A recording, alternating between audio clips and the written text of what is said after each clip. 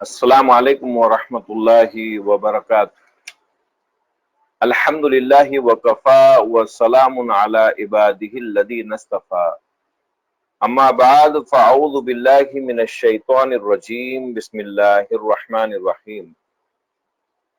الحمدللہ الذی انزل علی عبدہ الکتاب ولم یجعل لہ عوجا، رب اشرح لی صدری ویسر لی امری واحلل عقدۃ من لسانی یفقہوا قولی۔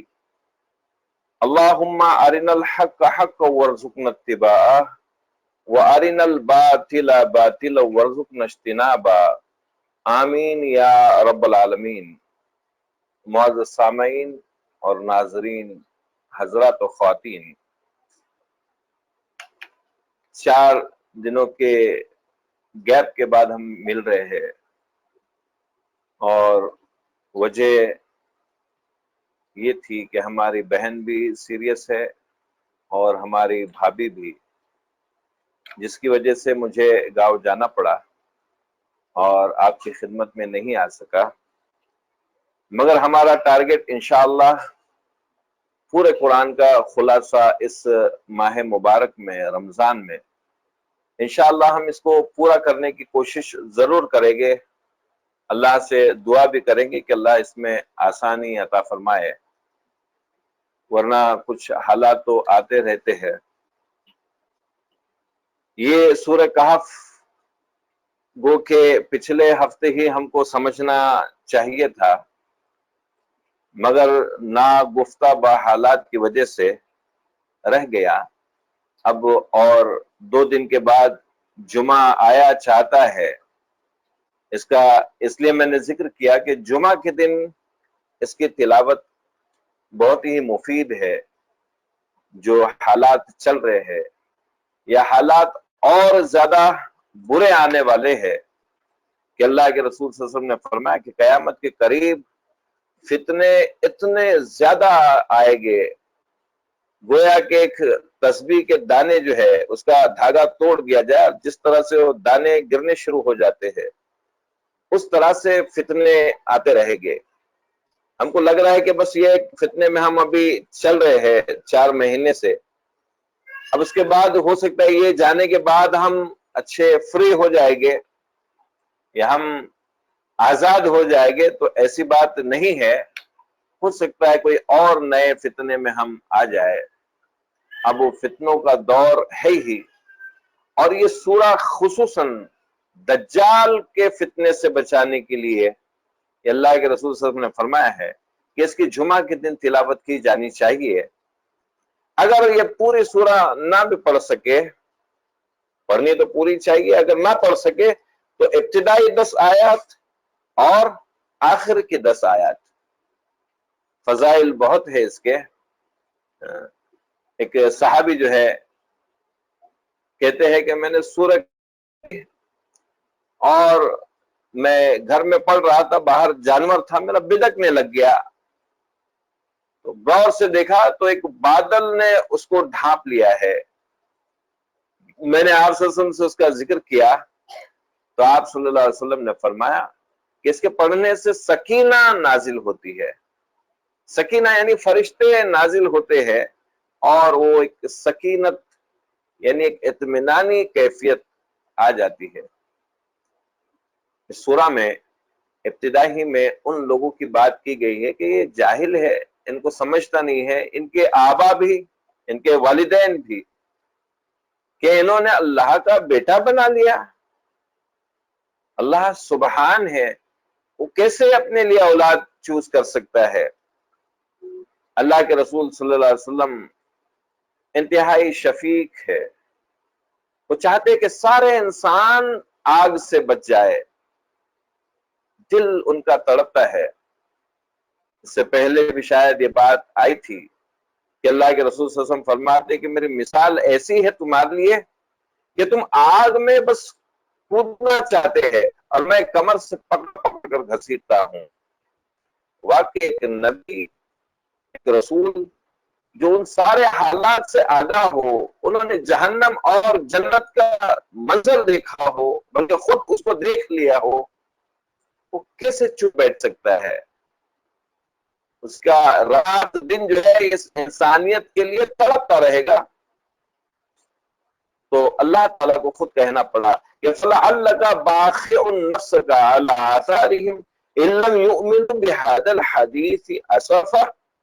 کیا آپ اپنے آپ کو ہلاکت میں ڈال دیں گے ان کے پیچھے اگر انہوں نے آپ پر ایمان یا اس کتاب پر ایمان نہیں لایا؟ اب اس کے بعد جو ہے اس میں خصوصاً کچھ 2-3 قصے بیان کیے گئے ہیں. ایک تو پہلا اصحاب کہف کا قصہ ہے. یہود اور نصارہ اور خصوصاً یہود ہی یہ قریش سے جو ہے اہل قریش سے یہ کہتے تھے کہ جا کر یہ اپنے نبی سے سوال پوچھو. یعنی وہ نبوت کی دلیل چاہتے تھے کہ نبی کو معلوم ہے کہ نہیں معلوم ہے. تو ایسے سوالات جو ان کو معلوم تھا کہ نبی کے سوا کوئی دے نہیں سکتا ہے، ایسے سوال قریش کو ورگلا کر ان سے پوچھنے لگاتے تھے. تو سوال یہ اس میں کہا گیا 3 باتوں کے بارے میں سوال پوچھا کہ روح کیا ہے، اس سے پہلے بھی ہم نے اس آیت کو پڑھا تھا.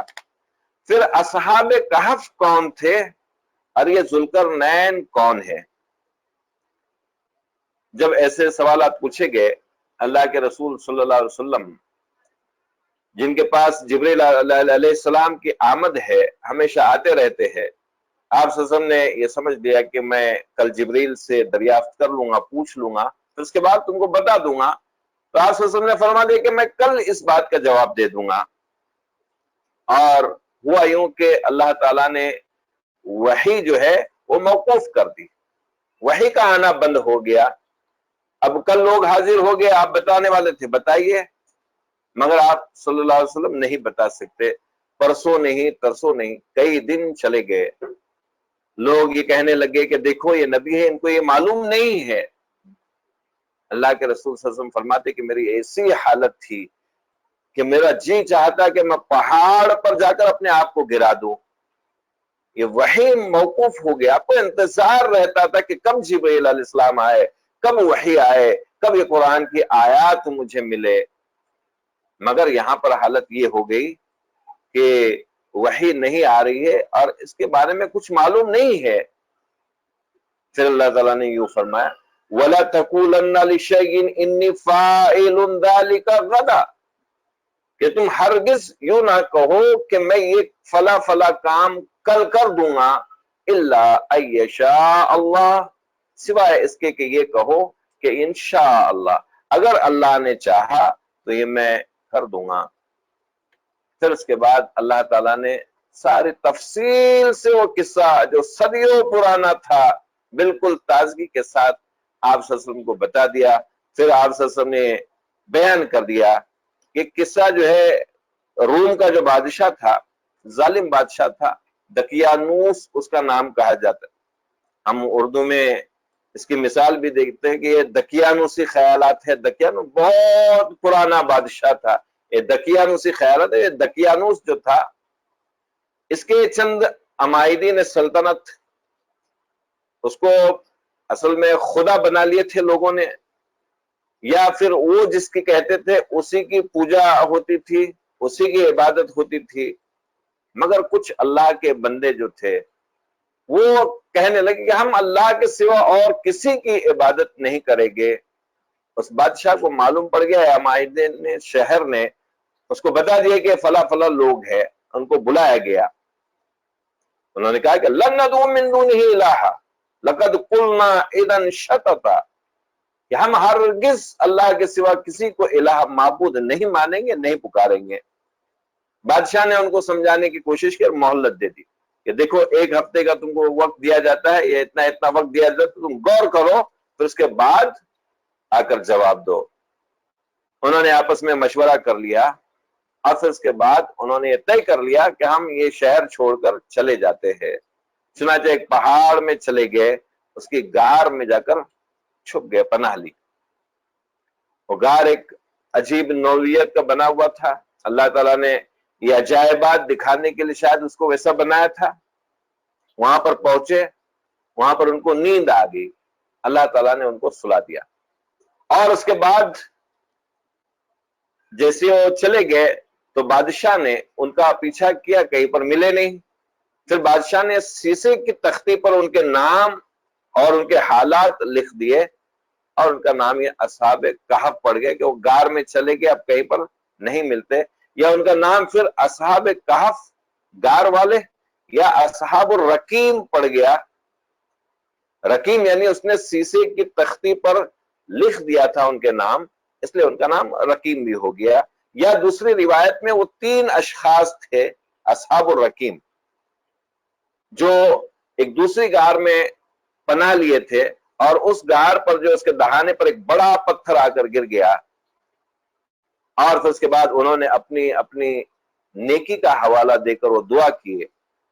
پھر اس کے بعد جیسی ہی نیکی کا حوالہ دیتے وہ پتھر سرکتا گیا، یہاں تک کہ تینوں نے جب حوالہ دے دیا اپنی نیکی کا جو خالصتاً اللہ کے لیے کی گئی نیکی تھی، تو اللہ تعالیٰ نے وہ پتھر ہٹا دیا اور وہ اس غار سے آزاد ہو گئے.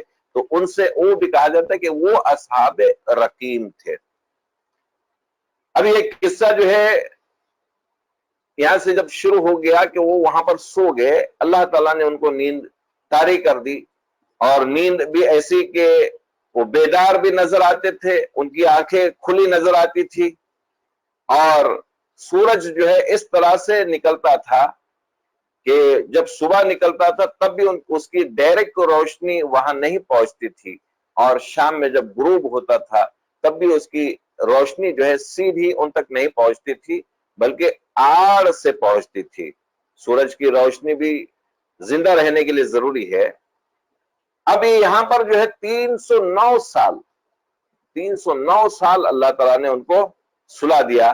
کہا گیا کہ 300 سال اور پھر اس پر 9 زائد، تو یہ 300 یہ شمسی سال ہو سکتے ہیں، اور اس پہ 9 زائد اگر ملا لیے تو یہ قمری سال ہو سکتے ہیں. ابھی اللہ تعالیٰ ان کو اس میں غار میں کروٹیں بھی بدلتا رہا. آج ہی میں جب گیا تھا دیکھا ان کو بیڈ سور ہو گئے ہیں، جو زخم آتے ہیں پڑے رہنے سے، اور وہ اس لیے آتے ہیں کہ وہ ایک ہی سیٹ میں پڑے رہتا ہے آدمی، تو زیادہ ٹائم ایک جگہ پڑے نہیں رہ سکتا ہے. اللہ تعالیٰ نے یہاں پر فرمایا کہ ہم ان کو کروٹیں بدلتے رہے. تو 309 سال اس غار میں رہے، اور اس کے بعد اللہ تعالیٰ نے جب ان کو جگا دیا، ان سے پوچھا گیا کہ تم کتنا سال یہاں پہ کتنا وقت جو ہے اس غار میں سوئے رہے ہو؟ تو کہا کہ 1 پہر 2 پہر یا 3 پہر یا 1 دن یا اس سے کچھ زیادہ ہے. پھر اللہ نے فرمایا کہ تم یہاں پر 309 سال جو ہے یہاں پر تم پڑے رہے، یا تم کو ہم نے سلا دیا. ان وعد اللہ حق وان الساعۃ لا ریب فیہا، یہ قیامت بھی اسی طرح سے آ جائے گی جب یہ اللہ کا وعدہ حق ہے. ہم جب قبر میں بھی سو جائیں گے اور جب قیامت ہو جائے گی تو اتنا ہی ایسا لگے گا میں ابھی سویا تھا اور کسی نے مجھے جگا دیا ہے.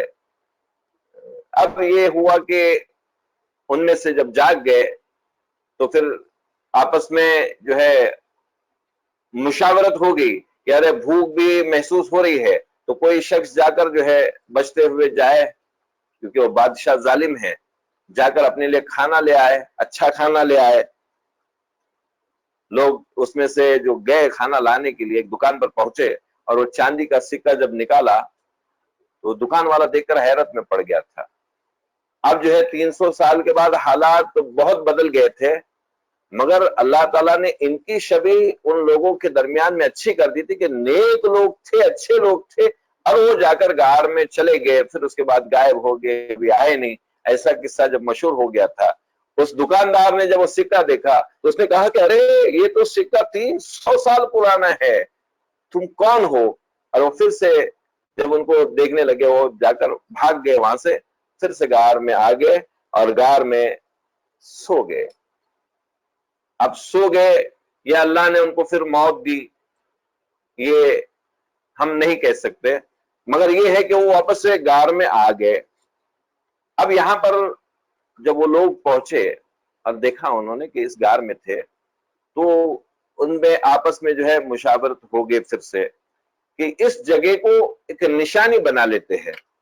تو کوئی عمارت تعمیر کر لیں گے، اور کچھ لوگوں نے کہا کہ نہیں یہاں پر ہم مسجد بنائیں گے۔ اب ہم کو خیال یوں گزرتا ہے کہ شاید جنہوں نے کہا تھا کہ مسجد بنائیں گے وہ نیک لوگ تھے، یا جنہوں نے کہا کہ ایک نشانی کی عمارت بنا دیں گے۔ اللہ کے رسول صلی اللہ علیہ وسلم نے مقبروں پر مسجد تعمیر کرنے سے منع فرمایا ہے۔ حضرت عمر رضی اللہ عنہ ایک سفر پر عراق میں جب گئے تھے تو دانیال نبی کی مزار تھی، قبر تھی، اور وہاں پر جو ہے حضرت عمر رضی اللہ عنہ کو جب معلوم ہو گیا تو سارے صحابہ کے ساتھ میں مل کے اس کو یعنی لیبل کر دیا، اس مزار کو ہٹا دیا، کیونکہ لوگوں کا یہ لوگوں کی عادت ہے، لوگوں کا شعار ہے کہ وہ ایسے مزاروں کو عبادت گاہ بنا لیتے ہیں، مسجد ہی بنا کر اس میں عبادت شروع کر دیتے ہیں۔ اب اس کے بعد ان اصحاب کہف کے بارے میں تھوڑا اختلاف ہو گیا کہ کتنے تھے، پوچھا گیا کتنے تھے، تو کچھ نے کہا کہ یقولون ثلاثۃ رابعهم کلبهم، کچھ لوگوں نے کہا وہ 3 تھے، چوتھا ان کا کتا تھا۔ وَيَقُولُونَ خَمْسَةٌ سَادِسُهُمْ كَلْبُهُمْ، کچھ نے کہا کہ وہ 5 تھے، چھٹا ان کا کتا تھا۔ اللہ تعالیٰ فرماتا رجمم بالغیب، وہ پھینکتے ہیں، یعنی ان کو صحیح معلوم نہیں ہے، ان کو غیب کی خبریں نہیں معلوم ہے، غیب میں ایسا پھینکتے ہیں۔ پھر اس کے بعد کہا گیا وَيَقُولُونَ سَبْعَةٌ ثَامِنُهُمْ كَلْبُهُمْ، اور اس کے بعد خاموشی اختیار کی گئی، یعنی وہ 7 تھے اور 8واں ان کا کتا تھا۔ تو کئی روایت میں عبداللہ ابن عباس کہتے ہیں کہ وہ یہاں پر جب خاموشی اختیار کی گئی یعنی وہ 7 تھے، 8واں ان کا کتا تھا۔ اب آگے آیات آتی ہے وَاذْكُرْ رَبَّكَ إِذَا نَسِيتَ وَقُلْ عَسَىٰ أَن يَهْدِيَنِي رَبِّي لِأَقْرَبَ مِنْ هَٰذَا رَشَدًا۔ ہم کسی بات میں جب کبھی بھول جائے، کچھ باتیں ہم کو جب یاد نہیں آئے تو اپنے رب کو یاد کیا جائے۔ جب تم بھول جاؤ تو اللہ تعالیٰ قریب ہی ان کو اس بات کی ہدایت دے دے گا، رشد دے دے گا۔ اس کے بعد دوسرا ایک قصہ آتا ہے، یہ اصحاب کہف کا قصہ ہے۔ اللہ کے رسول صلی اللہ علیہ وسلم کو پورا بتا دیا گیا کہ کون تھے، اس کے بارے میں حالات سارے بتا دیے گئے، وہ بیان کر دیا گیا۔ اب ایک دوسرا چھوٹا سا قصہ آتا ہے کہ وَاضْرِبْ لَهُم مَثَلَ الرَّجُلَيْنِ جَعَلْنَا لِأَحَدِهِمَا جَنَّتَيْنِ، یہ 2 اشخاص ہے، ایک اس میں سے مومن ہے اور دوسرا کافر ہے۔ کافر یعنی ناشکرا ہے، وہ جو کافر بندہ ہے اللہ تعالیٰ نے اس کو باغات عطا کر دیے ہے، یعنی دولت عطا کی ہے، اور وہ باغات بھی، اور باغات میں نہریں بہتی ہے۔ تو اس نے وہ جو مومن شخص ہے اس سے کہا کہ مجھے اللہ تعالیٰ نے یہ سب عطا کیا ہے، تجھ سے بہت زیادہ ہے، یعنی میں شاید اللہ کا نیک بندہ ہوں، اللہ تعالیٰ نے نہیں بلکہ یہ میرے پاس ہے، یہ سب یہ میں نے حاصل کیا ہے، میں تجھ سے مال میں اور دولت میں اور بچوں میں تجھ سے بڑھ کر ہوں۔ اس نے کہا اس نیک بندے نے، مومن نے، کہ تو یہ کہتا ہے کہ اللہ تعالیٰ نے تجھے عطا کیا، اس کا شکر ادا کرتا، تجھے یہ کہنا چاہیے تھا، یعنی کیا تو قیامت پر یقین نہیں کرتا؟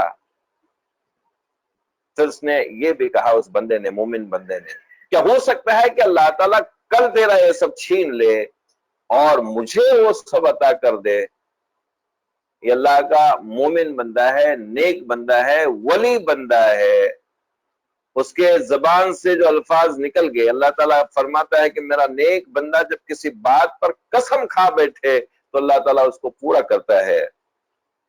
اب وہ جو کافر بندہ ہے، ناشکرا بندہ ہے، جب اس کو کہا گیا کہ تو اللہ کا شکر کر، تجھے اور عطا کر دے گا، یا کل قیامت میں اللہ کے سامنے کھڑا ہونا ہے، وہاں پر جو جنت ملے گی، تو اس نے کہا کہ وَمَا أَظُنُّ السَّاعَةَ قَائِمَةً وَلَئِن رُدِدتُّ إِلَىٰ رَبِّي لَأَجِدَنَّ خَيْرًا مِّنْهَا مُنقَلَبًا۔ دیکھیں یہ بہت غور کرنے والی بات ہے اس آیت میں، کہ سب سے پہلے تو یہ گمان ہوتا ہے کہ اللہ تعالیٰ نے یہاں پر مجھے بہت خوشحال رکھا ہے، یہاں پر میری حالت بہت اچھی ہے، یعنی مجھے نہ کوئی معاشی پریشانی ہے، میری کمائی بہت اچھی ہے، نہ ہی دوسری کوئی پریشانیاں مجھے ستاتی ہے، نہ میرے گھر میں کوئی بیمار سیمار ہے، تو ہاں مجھے یعنی اللہ تعالیٰ نے سب عطا کیا ہے اور مجھ سے اللہ تعالیٰ بہت خوش ہے، ایسی بات ہرگز نہیں ہے کہ اللہ تعالیٰ نے جس کو کچھ دے رکھا ہے اس سے اللہ تعالیٰ خوش ہے، اور جس سے چھین لیا ہے یا جو پریشان حال ہے اس سے اللہ تعالیٰ ناراض ہے، ایسی بات ہرگز نہیں ہے۔ مگر یہ گمان آتا ہے اور اس کو ایسا لگتا ہے کہ جب یہاں پر اللہ مجھ سے خوش ہے تو آخرت میں تو اس سے اور زیادہ بڑا بڑا کر دے گا۔ اس بندے نے جو ناشکرا بندہ ہے اس نے کہا وما اظن الساعۃ، میں ایسا گمان تو نہیں کرتا کہ ایسا کچھ قیامت ویامت ہونے والی ہے، یا میرا یہ باغ جو ہے یہ ویران ہو جائے گا، برباد ہو جائے گا۔ ایک تو باغ ایسے ہی ہرا ہے، دوسرا اس کے اندر ہی نہریں بہتی ہے، اگر بارش نہ بھی ہو تو وہ اس زوم میں ہے کہ باغ کبھی ختم نہیں ہونے والا ہے۔ اللہ تعالیٰ نے اس باغ کو صبح میں جو ہے برباد کر دیا، وہ باغ تباہ ہو گیا اور وہ ایسے ہی پڑا رہا۔ پھر اس نے کہا کہ کاش میں اپنے رب کا شکر ادا کرتا۔ تو یہ اللہ تعالیٰ یہاں پر جس کو جو حال میں رکھا ہے اس حال میں اس کی صرف آزمائش ہے۔ اچھا حال بھی پتہ نہیں اچھا ہے کہ نہیں ہے، اور برا حال بھی، برا حال تو زیادہ تر اچھا ہی ہوتا ہے کہ اللہ تعالیٰ جس کو پسند کرتا ہے اس کو تھوڑا آزمائش میں مبتلا کر دیتا ہے تاکہ اس کے ذریعے سے اس کے درجات بلند کرے۔ ہمیں یہاں پر جتنی مصیبتیں آتی ہے، جتنی تکالیف آتی ہے، اللہ کے رسول صلی اللہ علیہ وسلم نے فرمایا کہ اگر کسی کو کانٹا بھی چبھتا ہے تو اس کے بدلے میں اس کی کتنی ہی گناہ معاف ہو جاتی ہے، اور اس کے اگر اللہ تعالیٰ نے کسی کے لیے بڑے درجات مقرر کر رکھے ہیں اور وہ اپنے نیک اعمال کی وجہ سے نہ پہنچ سکتا ہو تو اللہ تعالیٰ اس کو اس طرح سے پریشانی میں مبتلا کر دیتا ہے، اور اس پریشانی کی وجہ سے اس کو وہ جو درجہ اس کے لیے مقرر کیا ہے وہاں تک پہنچا دیتا ہے۔ تو اس بندے نے یہ کہا کہ میرا حال جب یہاں پر اچھا ہے تو وہاں پر اور اچھا ہوگا، ایسی کوئی بات نہیں ہے۔ خوشی اچھی ہے زیادہ نہ ملال اچھا ہے، یار جس حال میں رکھے وہی حال اچھا ہے۔ یہاں پر ہم صرف آزمائش میں ہیں، برا حال اگر ہے، ہم تنگی میں ہیں، تنگ دستی میں ہیں، بیمار ہے یا اور کسی آزمائش میں ہے، یہ صرف ہماری آزمائش ہے، ہمارا امتحان ہے کہ ہم اس حال میں اللہ پہ صبر کر سکتے ہیں یا نہیں کر سکتے۔ اور کسی کو خوشحال رکھا ہے تو وہ اس لیے ہے کہ وہ شکر گزار بندہ ہے کہ نہیں ہے۔ اب اس کے بعد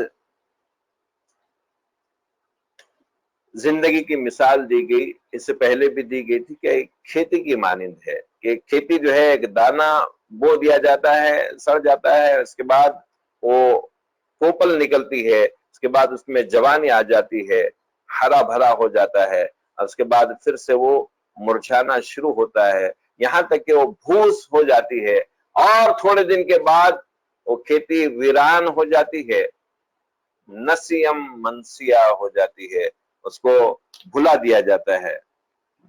اور اس کے بعد کہا گیا کہ المال والبنون زینت الحیات الدنیا والباقیات الصالحات، یہاں پر مال اور بیٹے یہ سارے جو ہے زندگی کی خوشنما، زندگی میں اچھی نظر آنے والی چیز ہے، زینت الحیات الدنیا، زینت ہے دنیا کی زندگی کی، لیکن باقی رہنے والے جو اعمال ہے وہ صالحات ہے۔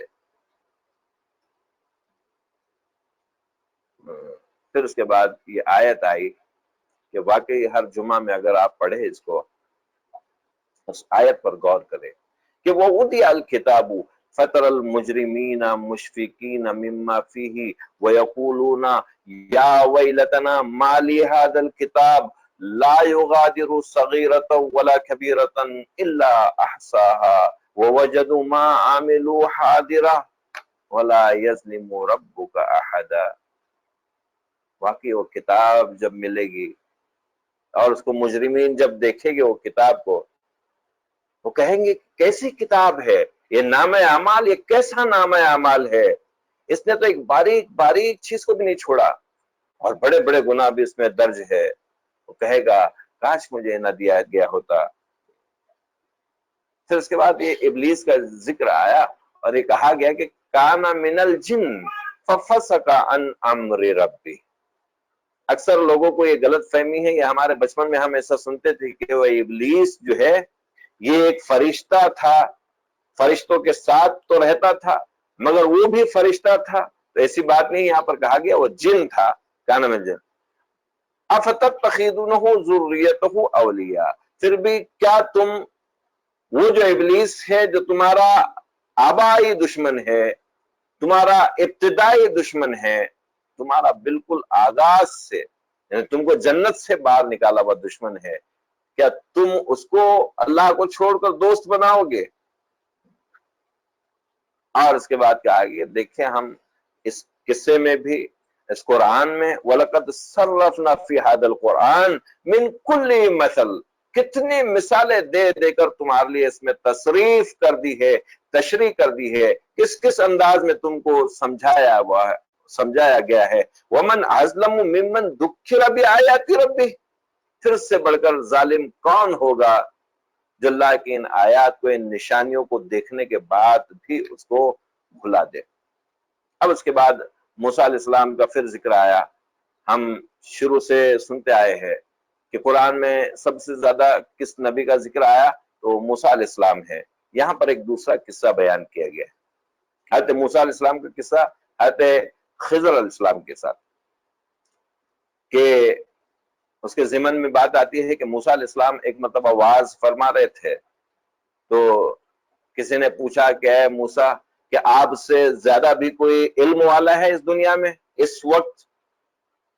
تو موسیٰ علیہ السلام نے غور کرنے کے بعد کہا کہ نہیں، میں ہوں۔ تو اللہ کو یہ بات پسند نہیں آئی، وہ کہ بات صحیح تھی، ایک جلیل القدر نبی ہے، ایک رسول ہے، اس سے زیادہ کوئی اور علم والا ہو نہیں سکتا اس کی موجودگی میں، مگر اللہ کو یہ بات جو اپنے لیے کہی گئی ہو کہ میں کچھ ہوں پسند نہیں آتی۔ اللہ تعالیٰ نے فرمایا کہ اے موسیٰ ایک جگہ میرا فلا فلا بندہ ہے، اس کے پاس چلے جاؤ۔ حضرت موسیٰ علیہ السلام یوشع ابن نون جو اپنے ساتھی تھے، ان کے خادم تھے، ان کو لے کر نکلے اور نکلتے چلے گئے۔ اللہ تعالیٰ نے ان کی نشانی مقرر کی تھی کہ ان کے پاس ایک مچھلی تھی ان کے زنبیل میں، ان کی تھیلی میں، کہ وہ جب سمندر میں کود جائے، حالانکہ وہ فرائی کی ہوئی مچھلی تھی، لیکن وہ جب کود جائے تو وہ نشانی کہ وہاں پر تم کو بندہ، ہمارا جو خاص بندہ ہے جس کا نام خضر بتایا جاتا ہے، وہ تم کو ملے گے اور اس سے بات کر لو۔ جب چلتے رہے اور اس کے بعد جو ہے ایک دن ایسا ہو گیا کہ موسیٰ علیہ السلام بہت تھک گئے اور کہا کہ وہ جو ناشتہ ہے وہ مجھے دے دو، اور مجھے آج تھکان محسوس ہو رہی ہے۔ وہ جو ساتھی تھے یوشع ابن نون، جہاں پر مچھلی سمندر میں کود گئی، وہ بولنا بھول گئے کہ ارے یہاں پر کود گئی تھی، پھر سے واپس ریٹرن آنا پڑا، اور اس کے بعد وہاں پر وہ بندہ ان کو مل گیا، یعنی خضر علیہ السلام سے ملاقات ہوگی۔ تو آپ نے ذکر کیا کہ آپ کے پاس علم ہے، میں آپ سے سیکھنا چاہتا ہوں، میں آپ کے ساتھ رہنا چاہتا ہوں۔ تو خضر علیہ السلام نے کہا کہ آپ میرے ساتھ صبر نہیں کر سکیں گے۔ انہوں نے کہا کہ نہیں، میں انشاءاللہ صبر کر لوں گا۔ اس کے بعد چلتے رہے، کشتی میں سوار ہو گئے۔ کشتی والوں نے دیکھا کہ ارے خضر ہے، نیک آدمی ہے، ان کے ساتھ جو نظر آ رہے وہ بھی نیک ہے، ان سے کوئی معاوضہ نہیں لیا، کوئی ٹکٹ نہیں لیا، کوئی پیسہ نہیں لیا۔ جب اترنے کے قریب، بستی کے قریب پہنچ رہے تھے، حضرت خضر علیہ السلام نے اس کشتی میں سوراخ کر دیا۔ تو موسیٰ علیہ السلام بول پڑے، ارے تم نے کیسی حرکت کر دی کہ ان کشتی والوں نے، غریبوں نے آپ کا پیسہ بھی نہیں لیا، آپ نے ان کی کشتی میں عیب لگا دیا۔ خضر علیہ السلام نے کہا کہ میں نے کہا تھا کہ تم میرے ساتھ صبر نہیں کر سکو گے، تو اور آپ نے کہا تھا کہ آپ بیچ میں کچھ بھی ایسا سوال نہیں کرو گے۔ موسیٰ علیہ السلام نے کہا کہ پہلی مرتبہ ہے، بھول ہو گئی، چھوڑ دیجئے، اگلی بار کوشش کرتے ہیں۔ پھر اس کے بعد آگے بڑھتے ہیں۔ ایک نوجوان بچہ کھیل رہے ہیں، بچے لوگ، اس میں سے ایک بچے کو پکڑ کر خضر علیہ السلام نے قتل کر دیا۔ پھر موسیٰ علیہ السلام بول پڑے کہ تم نے کیا حرکت کر دی ہے کہ ایک بچہ جو بے گناہ ہے اس کو آپ نے مار دیا؟ پھر خضر علیہ السلام نے کہا کہ میں نے تم سے نہیں کہا تھا کہ تم میرے ساتھ صبر نہیں کر سکو گے؟ موسیٰ علیہ السلام نے کہا کہ یہ دوسری مرتبہ ہے، اب اگر تیسری مرتبہ میں ایسا کروں کچھ پوچھوں تو اس کے بعد ہم الگ ہو جائیں گے۔ پھر جو ہے تینوں ایک بستی میں چلے جاتے ہیں، اور بستی والے ابھی دیکھیے کہ پہلے کا جو سفر ہوتا تھا، جس بستی سے گزر ہوتا تھا، جس بستی میں لوگ پہنچ جاتے تھے رات کے وقت میں، وہ بستی والے ان کی خدمت کرتے تھے، ان کو کھانا پینا بستی والے مہیا کرتے تھے، رہنے وہنے کا انتظام کرتے تھے۔ ابھی جیسے ہوٹلز وغیرہ ہے ویسی کوئی سرائے تو تھی نہیں، کوئی گاؤں والے کوئی بستی والے ہی اس طرح کی سرائے بناتے تھے جہاں پر مہمان نوازی کی جاتی تھی۔ مگر بستی والوں نے ان کی مہمان نوازی کرنے سے انکار کر دیا، حالانکہ مہمان حضرت خضر ہے، حضرت موسیٰ علیہ السلام ہے، حضرت یوشع ابن نون ہے۔ کتنے بد نصیب تھے وہ بستی والے کہ ان کی مہمان نوازی نہیں کر سکے، انہوں نے منع کر دیا، اور پھر اس کے بعد ایک دیوار جو ہے وہ گرا چاہتی ہے، گرنے ہوگی ہے، حضرت خضر علیہ السلام نے اس کو سیدھا کر دیا، یعنی اس کی مرمت کر دی۔ تو حضرت موسیٰ علیہ السلام پھر ٹوک دیے کہ اگر تم چاہتے تو ان سے اجرت لے لیتے، کیونکہ انہوں نے تمہاری مہمان نوازی نہیں کی تھی، تو تم نے اس طرح سے یہ مفت میں کیوں کام کر دیا؟ خضر علیہ السلام نے کہا کہ اب تم میں اور ہم میں جدائی ہے، چنانچہ میں تم کو ان کی علتیں، اس کی جو حکمتیں تھی وہ میں بتا دیتا ہوں کہ جس کشتی میں نے سوراخ کر دیا تھا، وہ بستی کے جہاں پر وہ کشتی جا رہی، وہاں کا بادشاہ بڑا ظالم تھا، وہ کوئی بے عیب کشتی دیکھتا تو اس پر غاصبانہ قبضہ کر لیتا، اگر اس میں عیب ہوتا تو چھوڑ دیتا، چنانچہ مجھے ایسا لگا کہ اس میں عیب کرنا چاہیے، وہ غریبوں کا فائدہ ہو جائے گا۔ اس لڑکے کو جو قتل کیا گیا تھا، وہ لڑکا اپنے ماں باپ کے لیے یعنی بالکل فائدے مند نہیں تھا، بلکہ وہ ان کو جو ہے کفر پر لے آتا۔ اللہ تعالیٰ نے اس کے بدلے میں ان کو دوسری اولاد دی، اور اس کو اللہ کے حکم سے میں نے قتل کر دیا۔ اور وہ دیوار جس کے نیچے یتیموں کا مال دفن تھا، اگر ابھی وہ کھل جاتی دیوار تو گاؤں والے اس پر قبضہ کر لیتے، یتیموں کا حق چھن جاتا، چنانچہ میں نے اس کو سیدھا کر دیا کہ جب وہ بڑے ہو جائے تو اپنا مال پالے۔ یہ تھی خضر علیہ السلام کے ساتھ میں گفتگو۔ پھر اس کے بعد ذوالقرنین کا ذکر آتا ہے، یہ تینوں باتوں کا ذکر جو ہے، ذوالقرنین کا جواب یہاں پر دیا گیا، روح کا جواب کوئی اور سورہ میں دیا گیا، اس سے پہلے ہم اس کو پڑھ بھی آئے ہیں۔ تو ذوالقرنین جو ہے مشرق و مغرب کے اللہ تعالیٰ نے ان کو حکومت عطا کر دی تھی، یہ ابراہیم علیہ السلام کا ہم عصر تھا، اور خضر علیہ السلام اس کے وزیر تھے۔ یہ پہنچے نیک آدمی ہیں، نبی تو نہیں کہہ سکتے مگر نیک ہے، اور اللہ نے ان کو حکمرانی عطا کر دی ہے۔ اما ان تعذب، تو جس بستی میں پہنچ اللہ نے کہا کہ تو چاہے تو ان کو سزا دے یا پھر ان کو معاف کر دے۔ تو خضر علیہ السلام نے کہا کہ اگر یہ نیک بنتے ہیں، تیرے فرما بردار بنتے ہیں تو ان کے ساتھ میں اچھا معاملہ ہوگا، ورنہ ان کو میں بھی سزا دوں گا اور پھر میں لوٹاؤں گا اس کی طرف جو ان کو اور سزا دے دے گا۔ اب اس کے بعد ثم اتبع سببا، دوسرے طرف بڑھتے ہیں، دوسرے کام کی طرف۔ اب یہ مشرق کا سفر ہے، اور تیسرا سفر ہے ثم اتبع سببا، ایسے تین سفر بتائے گئے ہیں۔ حتی اذا بلغ بین السدین، یہاں تک کہ وہ دو دیواروں کے درمیان میں پہنچے۔ یہ اب یہاں پر سننے والی بات ہے، ان کے جہاں جائے سفر ہو گئے۔ ایک اس میں اور ایک بات تھی کہ وہ ایک جگہ پہنچے جہاں پر کہ سورج جو ہے وہ غروب نہیں ہوتا۔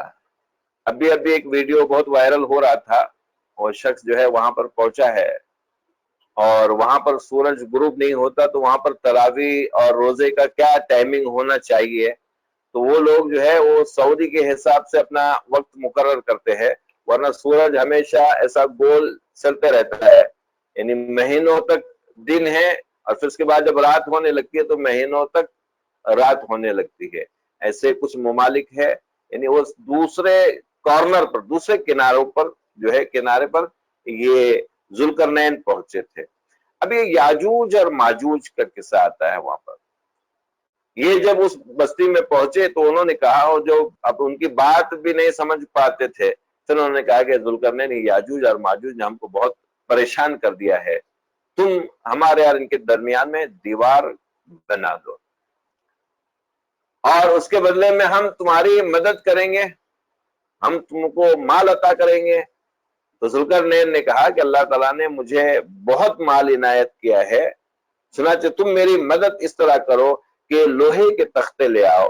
پھر لوہے کے تختے رکھنے کے بعد کہا کہ اب تانبا لے آؤ، اور تانبا اور سیسا پگھلا کر اس پر ڈال دیا گیا۔ اب ہمارے علم کے اعتبار سے یا احادیث کے اعتبار سے کہ وہ یاجوج ماجوج وہاں پر قید ہو گئے، اور اب وہ روزانہ اس دیوار کو جو ہے وہ چاٹتے رہتے، وہ آزاد ہونا چاہتے ہیں، اور وہ جب بالکل دیوار کٹنے والی ہے وہاں تک آ کے کہتے کہ چلیے اب جہاد سے چلتے ہیں اور کل پھر سے ہم کوشش کریں گے، اور ایسا کرتے کرتے وہ قیامت تک پہنچے گے۔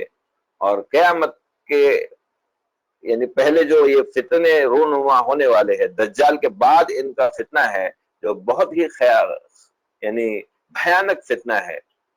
دجال کو تو حضرت عیسیٰ علیہ السلام اور حضرت مہدی علیہ السلام ان کو قتل کر دیں گے، دجال کو قتل کر دیں گے، مگر اس کے بعد یاجوج اور ماجوج کا نزول ہوگا، ان کو یعنی جب خروج ہوگا وہاں سے نکلیں گے تو حضرت عیسیٰ علیہ السلام سے بھی کہا جائے گا کہ تم اپنے لوگوں کو لے کر پہاڑ پر چلے جاؤ، تو عیسیٰ علیہ السلام طور پر ان کو لے کر چلے جائیں گے، اور پھر وہاں پر دعا کریں گے کہ یاجوج ماجوج وہ دیوار کو جو چاٹ رہے ہیں وہ چھوٹنے سے پہلے، قیامت سے پہلے وہ کہے گے کہ انشاءاللہ ہم یہ کام کل پورا کر دیں گے، اور انشاءاللہ ہم نے مذاق بنا لیا ہے۔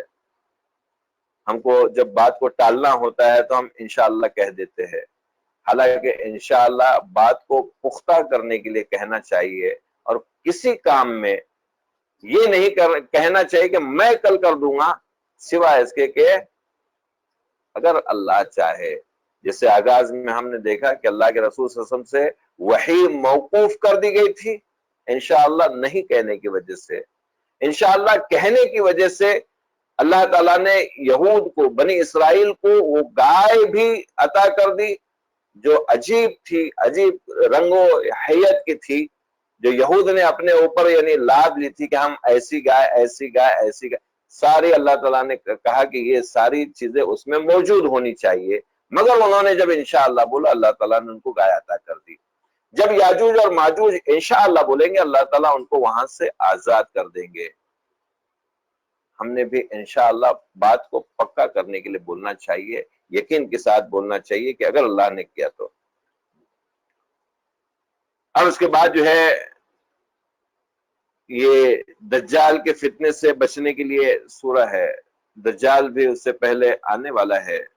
دجالیت تو یا دجال کا فتنہ جو ہے تو ہم دیکھتے ہیں دجال کا فتنہ اصل چیز یہ ہے کہ دجال وہ سب بتائے گا جو نہیں ہوگا، اصل اس کی کچھ نہیں ہوگی، وہ بارش برسائے گا وہ اصل بارش نہیں ہوگی، دجال جنت بتائے گا وہ اصل جنت نہیں ہوگی، دجال جہنم بتائے گا وہ اصل جہنم نہیں ہوگی، یعنی جو دکھے گا وہ نہیں ہوگا۔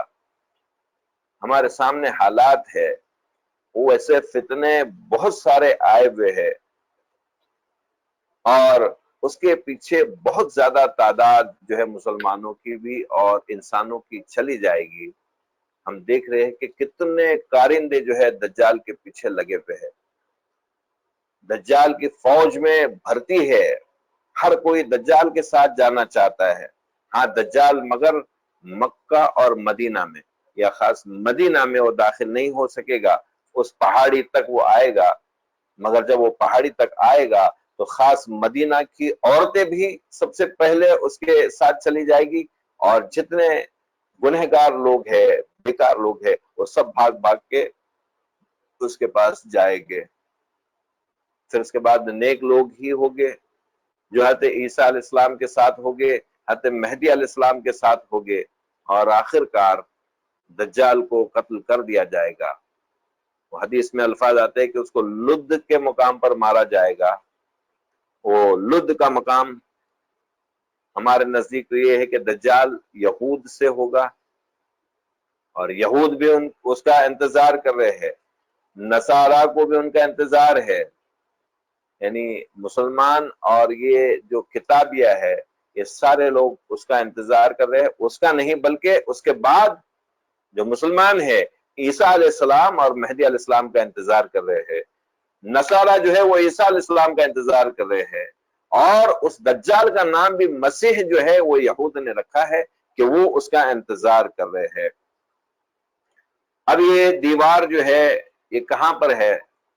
ابھی کچھ بڑی دیواریں دستیاب ہوئے، یعنی نظر آ گئی ہے. جو چین کی دیوار ہے تو کہتے ہیں کہ وہ چین کی دیوار ہوگی، لیکن ہم نے اس میں پڑھا کہ وہ لوہے کی ہے اور اس میں تانبا پگھلا کر ڈالا گیا ہے. پھر کچھ کہتے ہیں کہ وہ آسٹریلیا کی جو دیوار ہے وہ ہو سکتی ہے. اللہ بہتر جانتا ہے. دیوار کہیں نہ کہیں ہے، اس کے پیچھے یاجوج اور ماجوج ہے، اور یاجوج اور ماجوج کا خروج ہوگا قیامت سے پہلے. وہ پورا پانی چاٹ لیں گے اور اس کے بعد انسانوں کو کھا لیں گے. بہت ہی بھیانک آزمائش ہوگی. عیسیٰ علیہ السلام بھی کچھ نہیں کر سکے گے سوائے دعا کے. پھر اللہ تعالیٰ ان میں ایک بیماری ڈالے گا، ایک کوڑا آئے گا ان کو، پھر ان سب کی موت ہو جائے گی، اور وہ مرنے کے بعد تعفن ہوگا، بہت بدبو پھیلے گی، اور عیسیٰ علیہ السلام دعا کریں گے، پھر خوب بارش ہو جائے گی، وہ سب بہہ جائے گے. اس کے بعد برکتوں والا دور آئے گا. قیامت اس سے پہلے قائم نہیں ہوگی. اس کے بعد پھر اور برا دور آئے گا، اور صرف برے لوگوں پر قیامت قائم ہوگی. اب اس کے بعد جو ہے ذکر آیا کہ سور پھونکا جائے گا. وَنُفِخَ فِي الصُّورِ فَجَمَعْنَاهُمْ جَمْعًا. پھر اس نفخ سے سور پھونکا جائے گا تو پھر ہم سارے لوگوں کو جمع کر دیں گے. اس کے بعد یہ آخری رکوع ہے. کوئی سورہ جو ہے پروفاؤنڈ ہوتی ہے، محکم ہوتی ہے. اس کا پہلا رکوع بھی آخری رکوع بھی. افحسب الذین کفروا عبادی من دونی اولیاء. میرے بندوں نے یہ گمان کر لیا ہے، جو انکاری لوگ ہیں، کہ اللہ کے سوا انہوں نے اور دوست بنا لیے. الذین ضل سعیہم فی الحیاۃ الدنیا. ان کی ساری تگ و دو. پھر یہ سورہ دجال فتنے سے بچنے کے لیے کہ ہم اپنے ذہن کو صرف دنیا کے لیے، اپنی ساری تگ و دو، ہماری بھاگ دوڑ صرف دنیا کے لیے ہو گئی ہے، یہ جہنمی لوگ ہیں. اور جو دونوں کے لیے، آخرت کے لیے بھی کرے. آخر میں آیت آتی ہے قُلْ لَوْ كَانَ الْبَحْرُ مِدَادًا لِكَلِمَاتِ رَبِّي لَنَفِدَ الْبَحْرُ قَبْلَ أَن تَنفَدَ كَلِمَاتُ رَبِّي وَلَوْ جِئْنَا بِمِثْلِهِ مَدَدًا.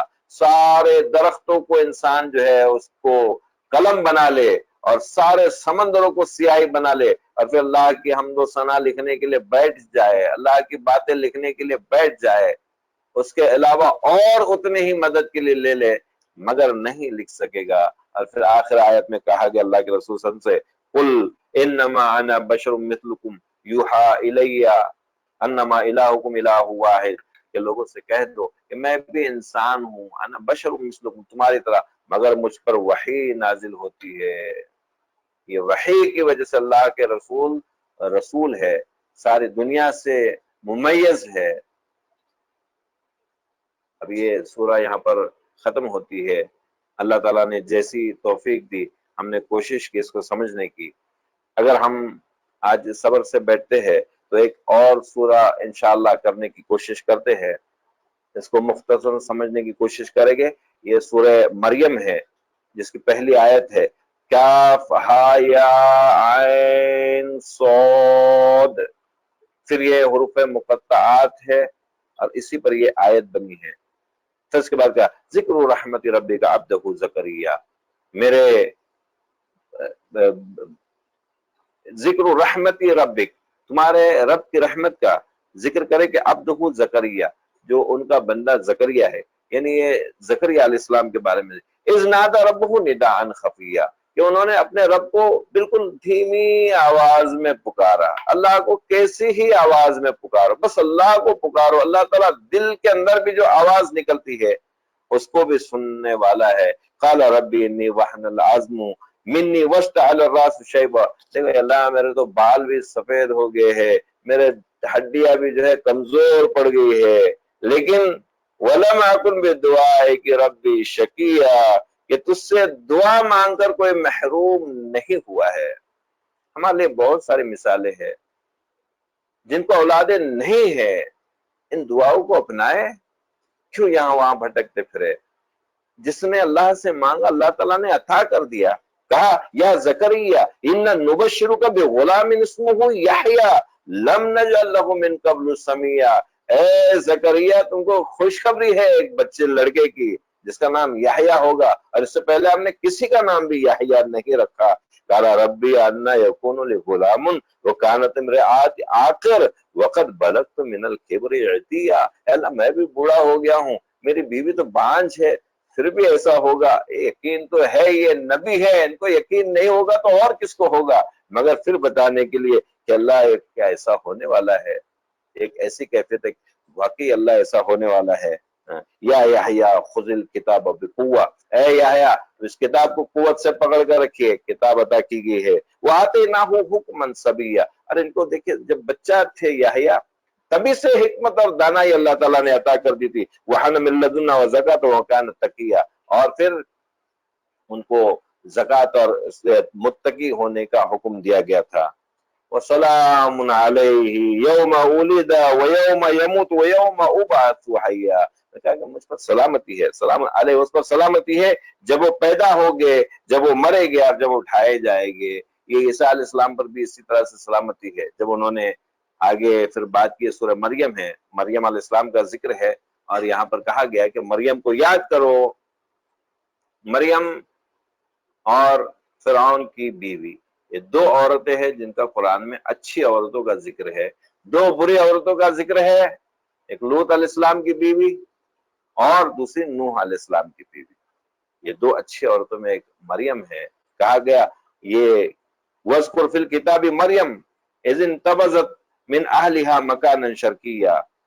اپنے گھر والوں سے وہ مشرق کی جانب چلی گئی، اس کا ذکر کو. فَاتَّخَذَتْ مِن دُونِهِمْ حِجَابًا، پھر اس نے حجاب لے لیا. یعنی جب ان کو بشارت دی گئی تھی، بشارت دی گئی یہاں پہ فَأَرْسَلْنَا إِلَيْهَا رُوحَنَا، ہمارے روح کو ہم نے ان پر، یعنی جبرائیل علیہ السلام کو بھیجا.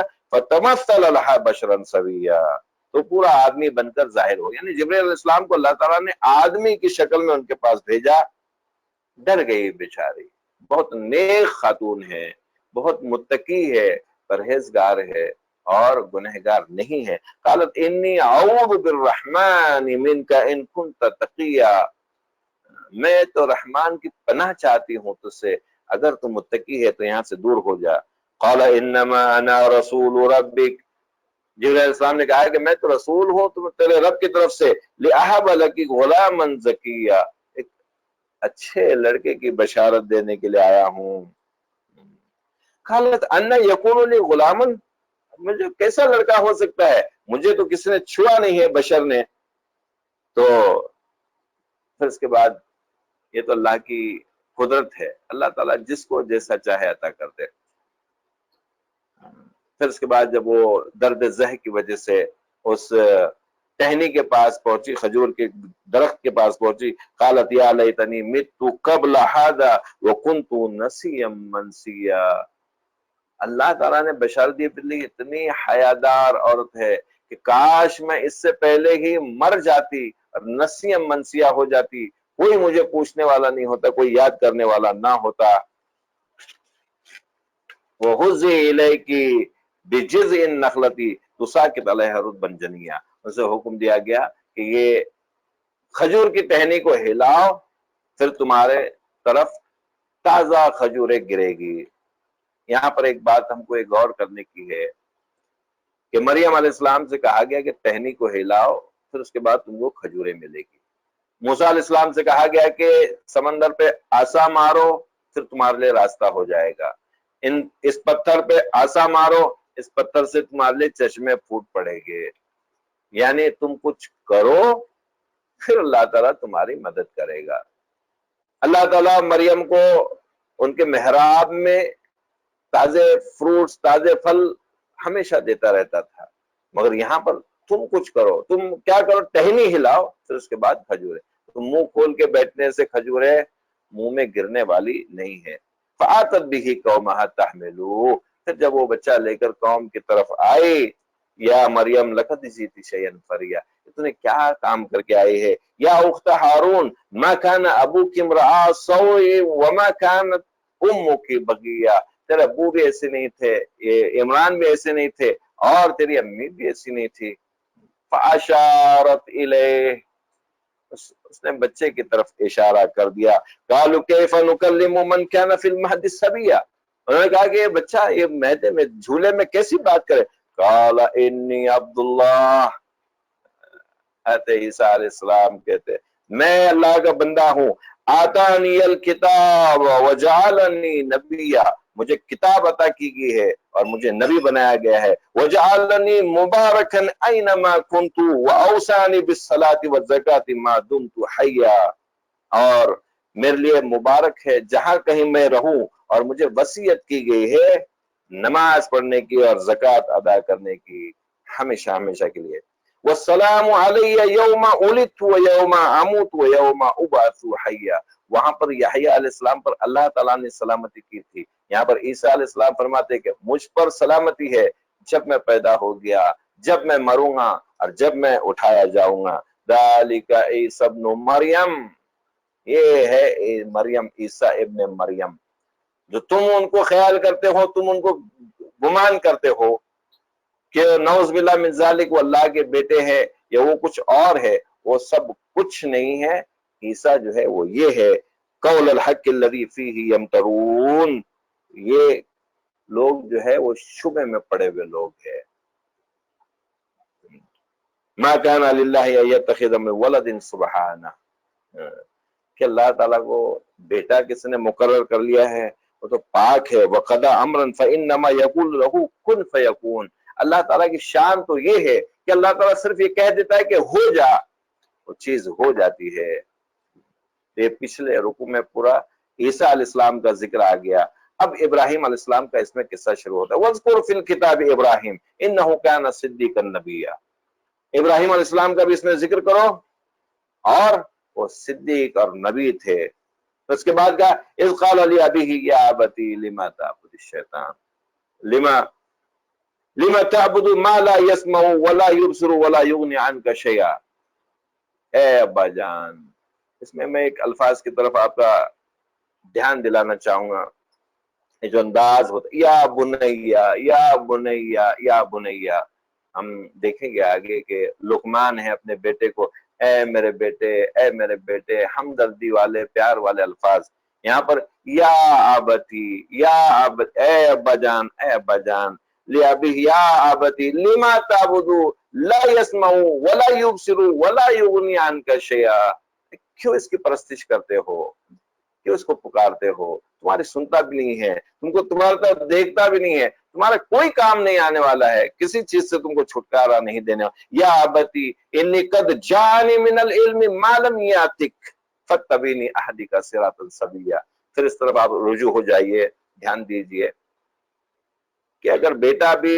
علم میں زیادہ ہے، اس کے پاس علم وحی ہے، باپ کو وہ کہہ سکتا ہے کہ آپ میری بات مانیے، میرے پاس علم ہے، علم کی بنیاد پر بیٹا باپ سے کہہ سکتا ہے آپ میری اتباع کر لیجئے۔ ابراہیم علیہ السلام ان سے کہتے ہیں کہ میرے پاس وہ علم ہے جو تمہارے پاس نہیں ہے، علم وحی میرے پاس ہے، تو آپ میرے اتباع کیجئے، میں آپ کو سیدھا راستہ دکھاؤں گا۔ قال اراغب انت عن آلہتی یا ابراہیم، تم ہمارے بتوں سے ہم کو روکتے ہو، لئن لم تنتہی لارجمنک واہجرنی ملیا، اگر تم نے میری بات نہیں مانی، اسے باز نہیں آئے تو میں تم کو سنگسار کر دوں گا، پتھر مار مار کر نکال دوں گا۔ قال سلام علیک ساستغفر لک ربی انہ کان بی حفیا، اصل یہ آیات جو ہے ایک بات چیت کے انداز میں ہے۔ قال سلام علیک، سلامتی ہو تم پر، ساستغفر لک، میں تمہارے لیے استغفار کروں گا، ربی انہ کان بی حفیا واعتزلک وما تعبدون۔ اب یہاں پر کیا ہو گیا، جو تم جن کو پکارتے ہو ان کو بھی میں چھوڑ دوں گا اور تم کو بھی چھوڑ دوں گا، من دون اللہ، اللہ کو چھوڑ کے، وادعو ربی، اور میں اپنے رب کو پکاروں گا، عسى اللہ اکون بدعاء ربی شقیا، کہ دعا مانگ کر اللہ سے کوئی محروم نہیں ہو گیا۔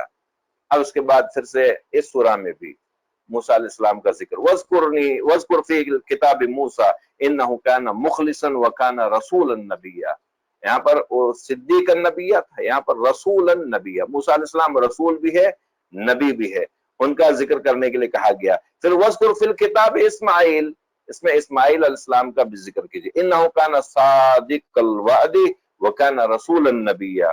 پھر کہا گیا وَاذْكُرْ فِي الْكِتَابِ ادریس، ادریس علیہ السلام کا بھی اس کتاب میں ذکر کیجیے، انہو کانا صدیقا نبیا ورفعناہ مکانا علیا۔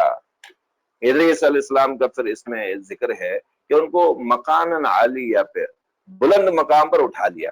تو اس کے تعلق سے بہت ساری باتیں آتی ہے کہ ادریس علیہ السلام جو ہے ان سے کہا گیا کہ جتنے تیرے امتی ہے یا دنیا میں جتنے لوگ ہیں وہ سب جتنی عبادت کرتے ہیں ان کو جتنا ثواب ملتا ہے اتنا ایک دن میں تم کو بھی عطا کیا جاتا ہے، یعنی ان سب کا جتنا حساب ہوتا ہے۔ تو ان کے دل میں یہ بات آئی کہ ارے اتنا ثواب میرے قسمت میں آئے گا تو میں اور کتنا جیوں، کتنی میری عمر باقی ہے۔ جبرائیل علیہ السلام سے ذکر کرتے ہیں، جبرائیل علیہ السلام ان کو لے کر چلے جاتے ہیں چوتھے آسمان پہ، وہاں پر ملک الموت سے ملاقات ہوتی ہے۔ تو کہتے ہیں کہ ارے میرا ایک دوست ہے جن کا نام ادریس ہے دنیا میں زمین پہ، ان کی عمر کتنی باقی ہے؟ تو کہتے ہیں کہاں ہے تمہارا دوست؟ تو کہا یہ ہے، بس وہیں پر ان کی روح قبض کر لی جاتی ہے۔ وہ کہتے ہیں کہ اللہ تعالیٰ نے مجھے حکم دیا تھا کہ چوتھے آسمان پر ان کی روح قبض کرو، میں پریشان ہو گیا کہ اب چوتھے آسمان پہ وہ تو زمین پر ہے، تو اس طرح سے ان کو وہاں پر لایا گیا۔ یہ حد آدم علیہ السلام کے بعد پہلے نبی تھے جنہوں نے کپڑے کی بھی ایجاد کی ہے، کپڑے جو ہے ان کے ذریعے سے بنائے گئے۔ اب اس کے بعد اولئک الذین انعم اللہ علیہم من النبیین ومن ذریۃ آدم، یہاں پر جو ہے اللہ تعالیٰ نے ان لوگوں پر جن پر انعام کیا، جنہیں انبیاء علیہ السلام کا ذکر کر کے گئے، ان کا ذکر کرو، ان کا ذکر کرو، ان کا یعنی ان کی یاد یہاں پر تازی کرو۔ یہ سب کون لوگ ہیں؟ یہ وہ لوگ ہیں جن پر اللہ نے انعام کیا ہے، نوازے گئے ہے۔ واقعی جو اللہ کے فرما بردار بندے ہو گئے، ہم دعائیں کرتے رہتے ہیں صراط الذین انعمت علیہم، اللہ ان کا راستہ دکھا جن پر تو نے انعام کیا ہے۔ یہ بندے ہیں جن پر اللہ نے انعام کیا ہے۔ ہم تصور کریں ہم ادریس علیہ السلام کے ساتھ جنت میں ہو گئے، ہم ابراہیم علیہ السلام کے ساتھ جنت میں ہو گئے، ہم دیکھ رہے ہوں گے، ان کو ملاقات کر رہے ہو گے، مسافہ کرتے ہو گے، ان سے مناقہ کرتے ہو گے، ان سے گلے مل رہے ہو گے۔ کون لوگ ہو گئے؟ وہ جو حدیث آتی ہے 7 طرح کے لوگ ہو گئے، یا پھر جو اللہ کے نیک بندے ہو گئے وہ ان کے ساتھ من النبیین والصدیقین والشہداء والصالحین۔ واقعی جو صحابہ تھے ان کو اشتیاق تھا، اللہ کے رسول صلی اللہ علیہ وسلم کو دیکھتے تھے، پورا پورا دن حاضر رہتے تھے، ایسا لگتا تھا رات نہیں آئے، پھر رات کیسی جیسے جلدی سے گزر جائے، پھر صبح حاضر ہو جائے۔ پھر کبھی خیال آتا تھا کہ اللہ کے رسول صلی اللہ علیہ وسلم کو مقام محمود عطا کیا جائے گا اور ہم جنت میں گئے بھی تو کہاں پر ہو گئے، پھر اتنا دیکھنے کا جو شوق ہے وہاں تو ہم دیکھ نہیں سکیں گے۔ اور ذکر کرتے ہیں اللہ کے رسول صلی اللہ علیہ وسلم فرماتے ہیں کہ پھر وہ کہاں پر کن کے ساتھ ہو گئے؟ مع النبیین والصدیقین والشہداء والصالحین۔ او ہو، کتنی بڑی بشارت ہے کہ ہم بھی ان کے ساتھ رہ سکیں گے، اگرچہ ہم اللہ کے فرما بردار بندے رہے، مگر اللہ کے رسول نے فرمایا کہ اگر میری معیت میرا ساتھ تم جنت میں چاہتے ہو تو میری مدد کرو بکثرت السجود، زیادہ سجدے کرتے ہوئے، یعنی زیادہ نمازیں پڑھو تو یہ میری مدد ہوگی کہ میں وہاں پر ہوں گا۔ تو یہ کون کون ہیں؟ من النبیین ومن ذریۃ آدم، اور آدم کے اولاد سے جو لوگ آئے اس طرح کے، وَمِمَّنْ حَمَلْنَا مَعَ نُوحٍ، اور جو نوح علیہ السلام کے ساتھ جو سوار تھے ان کے اولاد میں سے، ومن ذریت ابراہیم، اور ابراہیم علیہ السلام کے اولاد میں سے، وہ اسرائیل، اور اسرائیل یہ نام ہے یعقوب علیہ السلام کا، وممن ہدینا، اور جن کو ہم نے ہدایت دے دی، واجتبینا، اور ہم نے جن کو چن لیا۔ تو یہ سجدے والی آیت ہے جس میں لوگ جو ہے روتے گڑ گڑاتے ہوئے سجدے میں گر پڑتے ہیں۔ انشاءاللہ ہم بھی یہ ختم ہونے کے بعد گر پڑیں گے۔ یہ سجدے تلاوت ہے، یہاں پر سجدے تلاوت کی دعا بھی ہم کو یاد ہونی چاہیے، بڑی پیاری دعا ہے۔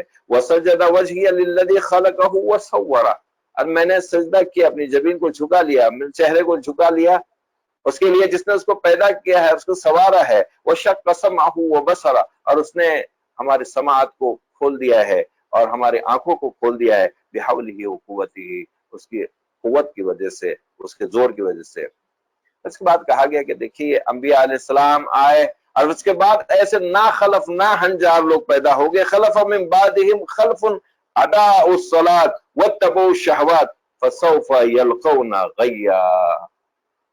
نا خلف لوگ، پہلے لوگ ہدایت پہ آ جاتے ہیں، پھر اس کے بعد ایسے لوگ پیدا ہوتے، اضاعوا الصلاۃ، انہوں نے ضائع کر دیا نمازوں کو۔ ہم مسلمان تو ہے مگر ہم کو نماز نہیں بھی پڑھ کر ہم مسلمان ہیں، کیسے ہو سکتے ہیں؟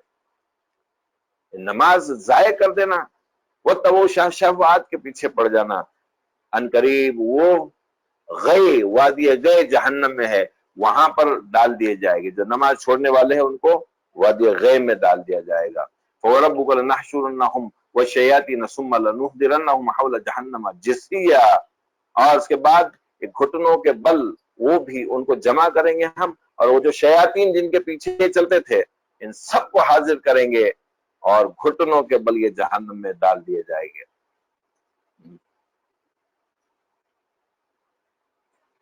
اور اس کے بعد دیکھیے جہنم ڈرنے والی چیز ہے، واقعی جو مومن بندے ہیں وہ اس سے ڈرتے ہیں، باقی جو مومن نہیں ہے وہ نشچت ہے، ان کو جہنم کی کوئی فکر نہیں ہے، وہ بس یہ زوم میں گمان میں ہے کہ یہ مجھے بچا لے گا یا وہ مجھے بچا لے گا۔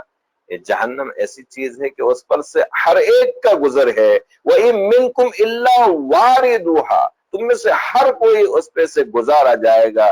كَانَ عَلَىٰ رَبِّكَ حَتْمًا مَقْضِيًّا، اور یہ اعتبار سے لازم ہے کہ جو تیرے رب کا وعدہ ہے وہ پورا ہو کر رہے گا، کہ ہر مسلمان بھی مومن بھی ہر کسی کو جہنم سے گزرنا ہے۔ ہم ایک بات تو اچھے سے جانتے ہیں کہ وہ پل صراط ہوگا جس پر سے ہم سب کو گزرنا ہے، اس کے نیچے جہنم ہوگی، جو اس میں گر گیا وہ جہنم میں چلا گیا، جو پار ہو گیا وہ جنت میں چلا جائے گا۔ یعنی ہر شخص جو مسلمان ہو، مسلم ہو، کافر ہو، نیک ہو، بد ہو، ایک دفعہ ضرور وہ جہنم کو دیکھے گا، اس کے کنارے پر اس کو لا کر کھڑا کر دیا جائے گا، اور یہ اللہ کی طرف سے ایسی طے شدہ بات ہے جس کا کبھی خلاف نہیں ہو سکتا۔ درج الحدیث ہے کہ سیدنا عبداللہ بن مسعود رضی اللہ عنہ کہتے ہیں کہ رسول اللہ صلی اللہ علیہ وسلم نے فرمایا سب لوگ دوزخ پر پہنچیں گے، پھر اپنے اپنے اعمال کے لحاظ سے واپس ہوں گے۔